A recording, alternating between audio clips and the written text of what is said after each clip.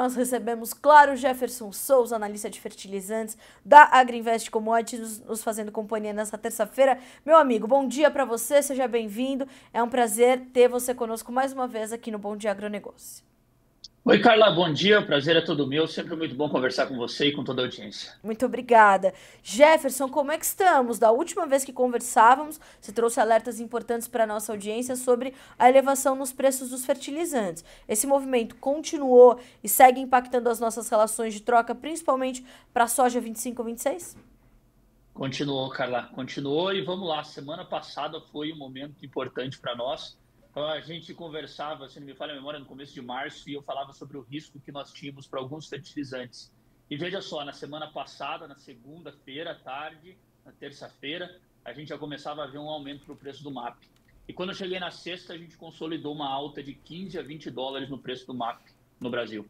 Ou seja, o fertilizante que já estava lá em cima, que era aquele que a gente conversava desde o ano passado, ele ficou ainda mais caro, cara. Então, só para exemplificar para quem está nos assistindo, o preço do MAP, para quem importa, é importante dizer, para quem está importando, o importador, ele estava na casa de 640 dólares, mais ou menos. 640. Nós fechamos a semana com ofertas a 660, cara. São 20 dólares de aumento. Só para você ter uma ideia, ano a ano, se eu for pegar março de 24 versus março de 25, eu tenho um incremento de 90 dólares por tonelada, cara.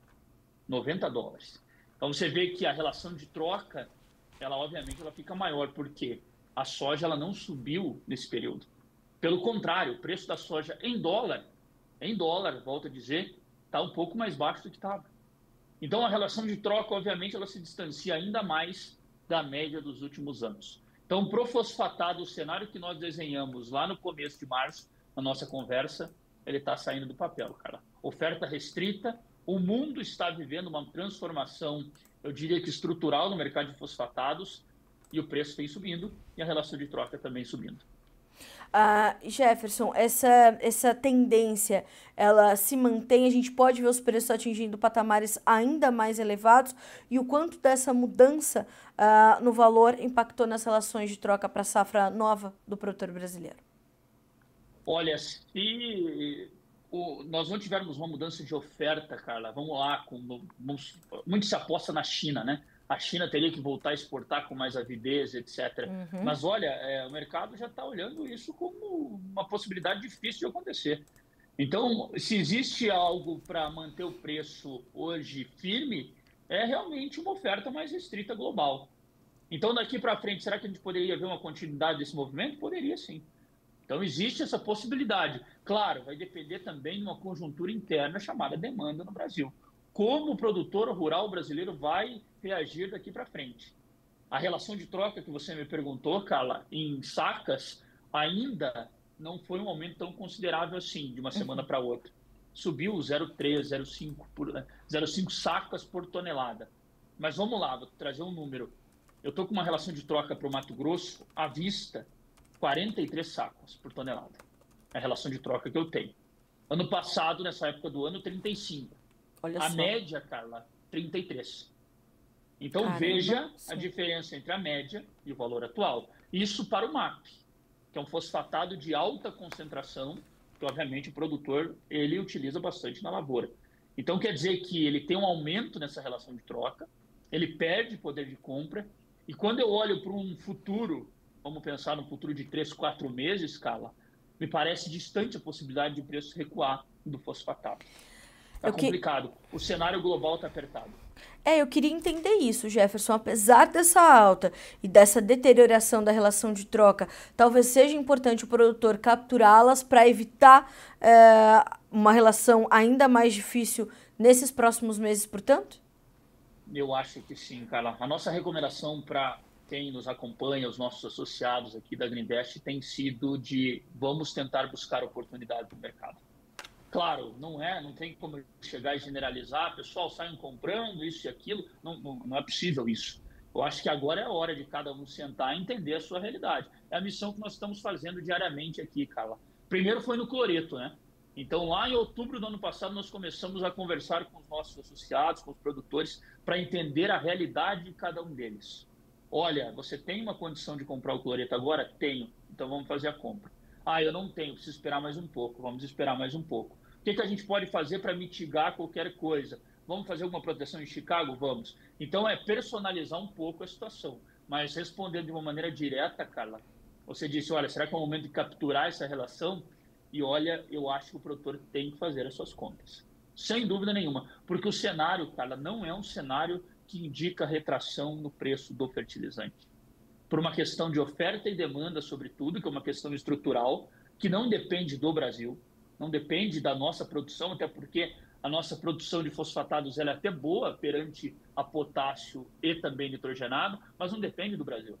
Depende de uma situação externa.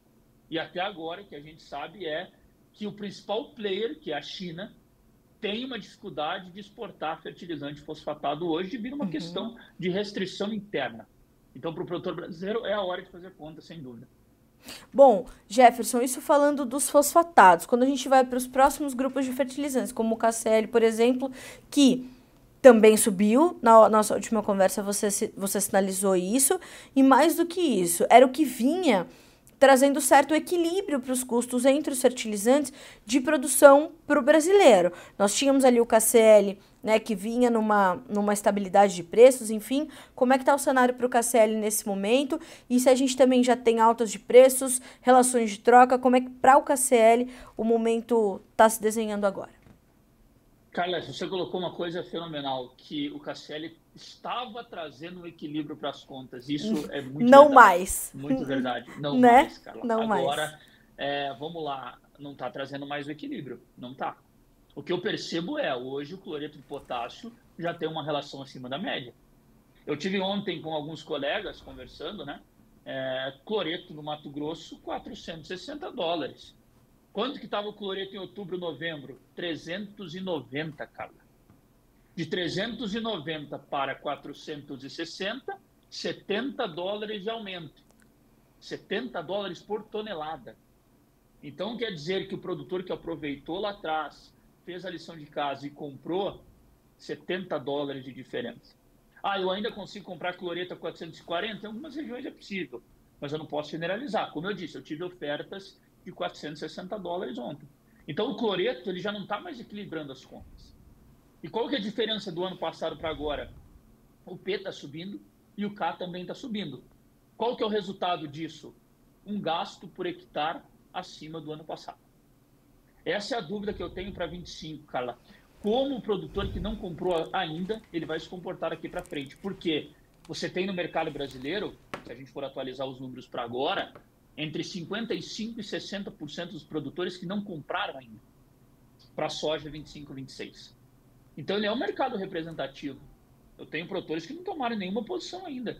E não preciso buscar muito para encontrá-los. Realmente, a maioria não tomou posição perante aos números, se você for pegar. Então, hoje, você não tem esse benefício do cloreto. Você não tem. O cloreto, ele está levemente acima da média. Vamos colocar uma saca acima da média, mas ele não traz mais o benefício que ele trazia no ano passado. E isso é uma preocupação, né, Jefferson? Porque nós já sabemos que a construção dos custos de produção da safra 25-26, ela não vai só passar pelos fertilizantes com dificuldade, mas os outros componentes do custo também deverão estar mais elevados.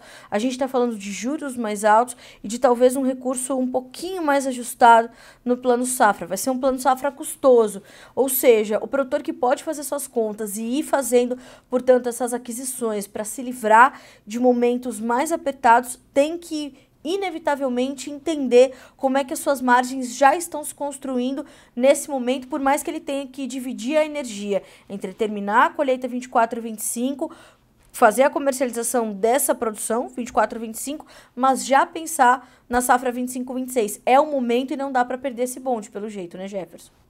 Não dá, Carla, não dá. Eu acho que, infelizmente, o cloreto já passou, né, Carla? Infelizmente. Não dá para voltar atrás. Eu não vou ter os preços que eu tinha em novembro, em outubro, Carla. A probabilidade é muito baixa. Eu acho que a palavra nunca é muito forte nós usarmos, mas a probabilidade de você não ter os preços é altíssima. Ou seja, o produtor que comprou lá atrás, ele provavelmente fez uma boa aquisição. Ele fez uma relação boa. Então, daqui para frente, Qual que é o objetivo? É você tentar diminuir um pouco o que você perdeu lá atrás. Na verdade, é assim, você deixou uma oportunidade passar. Agora nós vamos ter que sentar e encarar a realidade. O que eu tenho? Eu tenho um cloreto a tanto, tenho um fósforo a tanto, o que eu posso fazer para, de uma certa forma, garantir uma margem inicial que seja favorável? Esse é o primeiro passo. O fertilizante é o maior peso do custo de produção da soja, Carla. Tirando o arrendamento, volto a dizer, tira o arrendamento, o produtor que é proprietário da terra, o fertilizante, né, pegando P e K, ocupa o percentual máximo em relação a isso. Então, o produtor gasta bastante com fertilizante, é importante ele olhar. Aí depois vem o defensivo, aí na sequência a semente, e assim vai. Então, é um momento de planejamento, cara. Eu sei que tem outras operações, como você falou, mas o produtor vai ter que olhar realmente para o que ele tem que comprar ainda. Jefferson, como é que como é que estão caminhando esses negócios? Aliás, a gente tem uma pergunta aqui do Márcio que é bastante interessante. Ele diz assim, Jefferson, Márcio Eno, inverno é uma safra muito arriscada para fazer contrato a termo. Existe outra forma sem ser barter? Nesse momento, existem outras formas, né, Jefferson? Mas se a gente pensar nas relações de troca, no barter efetivamente, a gente talvez esteja num momento que possa chamar um pouco mais a atenção do produtor, né? Até respondendo o Márcio, é o seguinte, existem outras opções, tá? O barter é uma das opções, mas a gente pode usar contrato futuro. Foi o que nós demos em exemplo em outubro do ano passado, cara. Sim. Qual que foi a nossa estratégia? Olha, produtor, quer comprar o cloreto? Vamos comprar o cloreto e vamos vender contrato futuro em Chicago. Qual contrato na época? Era novembro, até porque o março de 26 não tinha liquidez. Então, o produtor ele tem outras estratégias que ele pode utilizar. Não é somente o barter. O barter é uma ferramenta interessante, sem dúvida nenhuma, mas ele pode utilizar de outras ferramentas. Eu tenho um produtor que compra à vista, só que ele quer também de uma certa forma, se proteger. Então, ele pode recorrer aos contratos futuros. Os contratos futuros são uma boa ferramenta para você mitigar riscos nesses momentos, cara. Então, eu vejo, Márcio, até respondendo para você de uma forma direta e clara, o que você pode fazer? Buscar contrato futuro. Eu sei que, usualmente, alguns produtores têm uma dificuldade maior em compreender, em acessar, mas você pode utilizar. E é até importante que você utilize um momento como esse, já que você está tomando uma posição do teu insumo. Tá? Jefferson, o Cláudio Roberto Belli, você citou aqui as relações de troca e ele te faz uma pergunta. Ele é de Xanxerê, em Santa Catarina. Ele diz assim, ó, esperando a chuva, você acredita que é viável plantar soja nessa relação? Não tem muito para onde fugir, né, Jefferson? Mas olhando para Xanxerê, Santa Catarina, o que você pode responder para o Cláudio?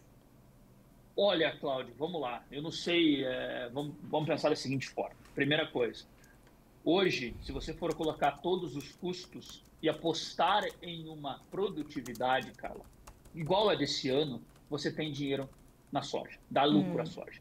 Só que você vai ter que apostar. Apostar no quê? Numa produtividade igual a desse ano.